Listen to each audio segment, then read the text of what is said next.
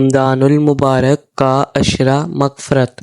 خوش قسمت ہیں وہ لوگ جو اس ماہ میں زیادہ سے زیادہ نیکیاں سمیٹ کر اللہ رب العزت کی رضا اور خوشنودی حاصل کرنے میں کامیاب و کامران ہو رہے ہیں۔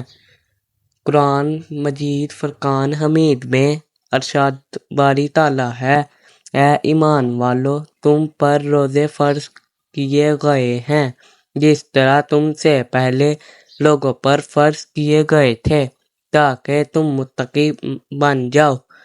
خالق و کائنات اللہ عز و جل نے روزوں کی فرضیت کا مقصد بتاتے ہوئے فرمایا تاکہ تم متقی بن جاؤ۔ رمضان المبارک کے عشرہ مغفرت کا آغاز ہو چکا ہے، جو کہ اپنے اندر پہلے سے زیادہ اجر و ثواب سموئے ہوئے ہیں۔ رمضان المبارک وہ مہینہ ہے کہ جس میں نفل نماز کا ثواب فرض کے برابر اور فرض کا ثواب 70 گنا تک بڑھا دیا جاتا ہے۔ نہ جانے نے آئندہ سال اس ماہ مبارک کے ایام ہمیں نصیب ہوں یا نہ ہوں۔ ہمیں ان ایام میں زیادہ سے زیادہ عبادت اور توبہ و استغفار کرنا چاہیے۔ خوش قسمت ہیں وہ لوگ جو اس ماہ میں زیادہ سے زیادہ نیکیاں سمیٹ کر اللہ رب العزت کی رضا اور خوشنودی حاصل کرنے میں کامیاب و کامران ہو رہے ہیں۔ حضرت موسیٰ علیہ السلام کلیم اللہ، اللہ رب العزت ذو الجلال سے ہم کلام ہوتے، زبان و مکان اور راز و نیاز کی باتیں ہوتی۔ ایک دن حضرت موسیٰ علیہ السلام نے اپنے خالق سے سوال کیا کہ اس وقت کائنات میں واحد بندہ ہوں جسے آپ سے بات کرنے کا شرف حاصل ہے، بتائیے یہ اعزاز کسی اور کو بھی نصیب ہوگا؟ خالق کائنات نے ارشاد فرمایا، اے موسیٰ علیہ السلام، اس دنیا میں ایک ایسی بھی امت آنے والی ہے جب میرے اور ان بندوں کے درمیان کوئی پردہ حائل نہیں ہوگا۔ حضرت موسیٰ علیہ السلام حیران ہوئے، باری تعالیٰ وہ کیسے؟ اللہ تعالیٰ نے فرمایا، یاد رکھ موسیٰ علیہ السلام، تیرے اور میرے درمیان کلام اور ملاقات کی صورت بے شمار پردے حائل ہیں، جبکہ آمدہ امت کے ساتھ یہ معاملہ ہرگز نہیں ہوگا۔ اس پر موسیٰ علیہ السلام کی حیرت میں مزید اضافہ ہو گیا۔ انہوں نے عرض کیا، کائنات کے مالک، بتائیے وہ کون خوش نصیب ہیں؟ اللہ تعالیٰ نے ارشاد فرمایا، وہ امت محمدی ہوگی۔ ان میں سے وہ لوگ جو ماہ رمضان کے ایام پا کر صرف میری رضا خوشنودی کے لیے روزے رکھیں گے اور پھر وقت افطار نڈھال جسم، خشک زبان اور منہ کی مہک کے ساتھ دعا مانگیں گے، میں قبول کروں گا، کیونکہ اس لمحے ان کے اور میرے درمیان کوئی پردہ، کوئی فاصلہ نہ ہوگا۔ روزے دار کے متعلق اللہ تعالیٰ کا ارشاد ہے کہ روزہ خاص میرے لیے ہے اور میں ہی جس طرح چاہوں گا اس کا اجر و ثواب دوں گا۔ میرا بندہ میری رضا کے واسطے اپنی خواہش نفس اور اپنا کھانا پینا چھوڑ دیتا ہے، پس میں خود ہی اپنی مرضی کے مطابق اس قربانی اور نفس کشی کا صلہ دوں گا۔ روزہ دار کے لیے دو مسرتیں ہیں، ایک افطار کے وقت اور دوسری اپنے مالک کی بارگاہ میں حاضری اور شرف ملاقات کے وقت۔ اور روزہ دار کے منہ کی بو اللہ تعالیٰ کے نزدیک مشک کی خوشبو سے بھی بہتر ہے، یعنی انسانوں کے لیے مشک کی خوشبو جتنی اچھی اور جتنی پیاری ہے، اللہ تعالیٰ کے ہاں روزہ دار کے منہ کی بو اس سے بھی اچھی ہے۔ اور روزہ دنیا میں شیطان و نفس کے حملوں سے بچاؤ کے لیے اور آخرت میں آتش دوزخ سے حفاظت کے لیے ڈھال ہے۔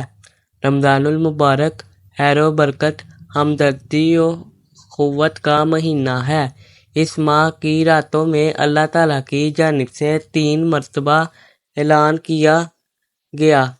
کیا جاتا ہے کہ کوئی ہے توبہ کرنے والا، میں جس کی توبہ قبول کروں، کوئی ہے مانگنے والا مجھ سے تو میں اس کو دوں، کوئی ہے معافی مانگنے والا کہ اس کو معاف کر دوں۔ اگر کوئی مسلمان عشرہ مغفرت میں اپنے پچھلے تمام کبیرہ گناہوں سے سچے دل سے توبہ کر لے تو اس کے صغیرہ گناہ روزے کی برکت سے معاف فرما دیے جاتے ہیں، اور وہ شخص گناہوں سے ایسا پاک ہو جاتا ہے جیسے اس کی ماں نے اسے ابھی جنم دیا ہو۔ بلا شبہ جس کسی کو اللہ تعالیٰ کی مغفرت مل گئی، اس سے سب کچھ مل گیا۔ حق تعالیٰ شانہ تو اپنے بندوں کو معاف کرنے کے بہانے ڈھونڈتے ہیں۔ جب کسی بندے سے کوئی گناہ سرزد ہو جائے تو اللہ تعالیٰ کی جانب سے اسے مہلت دی جاتی ہے کہ شاید اب بھی یہ معافی مانگ لے، شاید اب بھی یہ میری طرف رجوع کر لے۔ حدیث مبارکہ ہے کہ جب بندہ کوئی گناہ کرتا ہے تو آسمان اللہ تعالیٰ سے عرض کرتا ہے، اے اللہ، تو مجھے اجازت دے کہ میں اس پر ٹوٹ پڑوں۔ زمین کہتی ہے، اے اللہ، تو مجھے اجازت دے کہ میں اسے اپنے اندر دھنسا لوں۔ اس موقع پر مالک کا ارشاد ہوتا ہے کہ اگر یہ تمہاری مخلوق ہے اور تم اس کے خالق ہو تو تمہیں اجازت ہے، اور اگر یہ میرے بندے ہیں اور میں ان کا خالق ہوں تو میرے بندے کا معاملہ مجھ پر چھوڑ دو۔ میں اس بات کا انتظار کروں گا کہ یہ مجھ سے رجوع کر لیں اور اپنے گناہوں کی معافی مانگ لیں۔ حضرت عبداللہ بن عمر رضی اللہ تعالیٰ عنہ سے روایت کرتے ہیں کہ نبی کریم صلی اللہ علیہ وآلہ وسلم نے ارشاد فرمایا، روزے اور قرآن دونوں بندے کے لیے سفارش کریں گے۔ روزے عرض کریں گے، اے پروردگار، میں نے اس بندے کو کھانے پینے اور نفس کی خواہش پورا کرنے سے روکے رکھا تھا، آج میری سفارش اس کے حق میں قبول فرما۔ اور قرآن کہے گا کہ میں نے اس بندے کو رات کو سونے اور آرام کرنے سے روکے رکھا تھا، آج اس کے حق میں میری سفارش قبول فرما۔ چنانچہ روزہ اور قرآن دونوں کی سفارش بندے کے حق میں قبول فرمائی جائے گی۔ حضرت ابو ہریرہ رضی اللہ تعالیٰ عنہ سے روایت ہے کہ ان حضرت صلی اللہ علیہ وآلہ وسلم نے ارشاد فرمایا کہ 3 آدمیوں کی دعا رد نہیں ہوتی، ایک روزہ دار کی افطار کے وقت، دوسرے عادل بادشاہ کی، اور تیسری مظلوم کی۔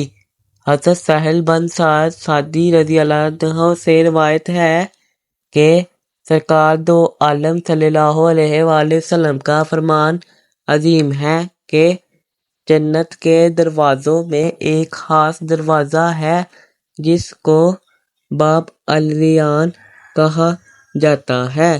اس دروازے سے قیامت کے دن صرف روزہ داروں کا داخلہ ہوگا، ان کے سوا کوئی اس دروازے سے داخل نہیں ہو سکے گا۔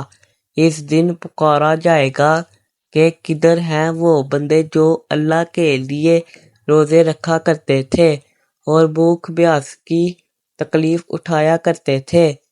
وہ اس پکار پر چل پڑیں گے۔ جب وہ روزہ دار اس دروازے سے جنت میں پہنچ جائیں گے تو یہ دروازہ بند کر دیا جائے گا، پھر کسی کا اس سے داخلہ نہیں ہو سکے گا۔ ریان کے لغوی معنی ہے پورا سیراب۔ اب یہ بھرپور سیرابی تو اس روزہ دار کی صفت ہے جس سے روزہ داروں کا داخلہ ہوگا۔ آگے جنت میں پہنچ کر جو کچھ اللہ تعالیٰ کے انعامات ان پر ہوں گے، ان کا علم تو بس اللہ تعالیٰ ہی کو ہے۔ اس مبارک ماہ کے ان تمام فضیلتوں کو دیکھتے ہوئے مسلمانوں کو اس مہینہ میں عبادت کا خاص اہتمام کرنا چاہیے اور کوئی لمحہ واضح اور بیکار نہیں جانے دینا چاہیے۔ ہم اپنے تمام صغیرہ و کبیرہ گناہوں سے معافی مانگ کر اللہ تعالیٰ کے تمام حضور پاک کو صاف پیش ہو سکتے ہیں۔ اللہ پاک ہم سب کو اپنے نفس کا تزکیہ کر کے تقویٰ اختیار کرنے کی توفیق عطا فرمائے، آمین۔